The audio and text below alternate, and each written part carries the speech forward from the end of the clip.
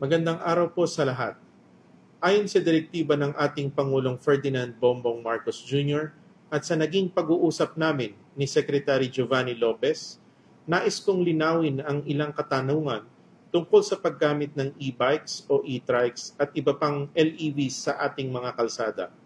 Marami pong lumalabas na impormasyon online, kaya mahalaga na malinaw natin maipaliwanag kung ano ang pinapayagan, ano ang bawal, at ano ang umiiral na batas na sinusunod ng LTO. The LTO has a clear legal authority to enforce traffic laws and when necessary to impound vehicles, including LEVs, when they are illegally using national roads and endangering other road users. Ang Electric Vehicle Industry Development Act o EVIDA at ang IRR nito ay hindi nag-aalis ng kapangyarihan ng LTO. Sa katunayan, nililinaw ng EVIDA IRR na tanging mga LEV na pang-exclusive private use lamang at hindi nakalaan na gamitin sa anumang public highway. Ang exempted sa registration sa DOTR at mga attached agencies nito. May maling akala po na dahil may mga LEV na exempt na sa registration, wala nang kapangyarihan ng LTO na umaksyon. Mali po iyon. Kapag ang isang LEV, e-bike o e-trike ay pumasok sa national highway kung saan sila bawal at lumalabag sa traffic regulation, may kapangyarihan ng LTO na mag-apprehend at when warranted, impound the unit. Ito ang bahagi ng aming mandato na pangalagaan ang kaligtasan sa kalsada.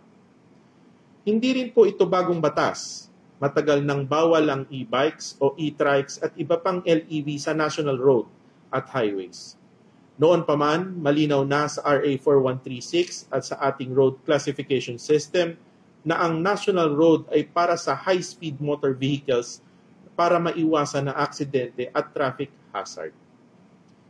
Dagdag pa rito, pinagtibay na rin ng Korte Suprema ang Joint Administrative Order 2014-01 na nagsasaad ng legal na kapangyarihan ng LTO pagdating sa pagpapatupad ng mga multa at ng impoundment. Ang ginagawa po natin ngayon ay reinforcement ng matagal nang umiiral na patakaran, hindi paglikha ng panibagong pagbabawal.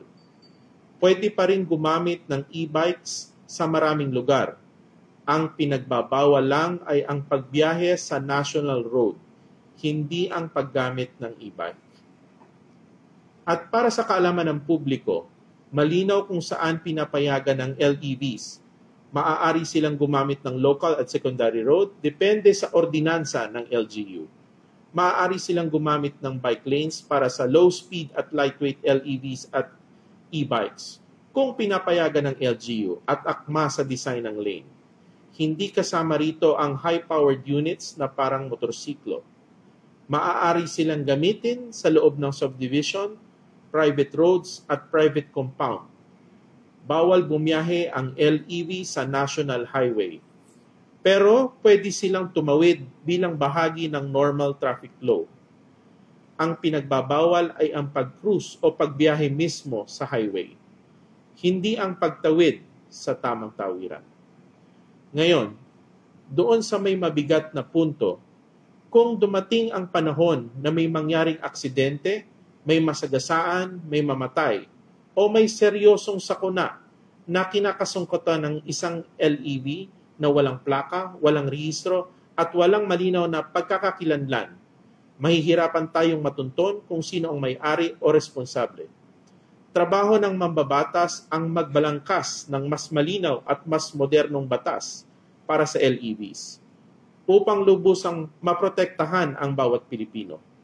Kung sa tingin nila kulang ang batas, may kapangyarihan silang ayusin ito sa Kongreso.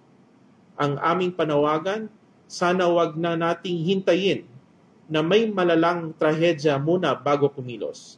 Huwag sana nating hayaan na mangyari muna ang aksidente, sakalang magpapatawag ng hearing in aid of legislation at doon palang kikilos.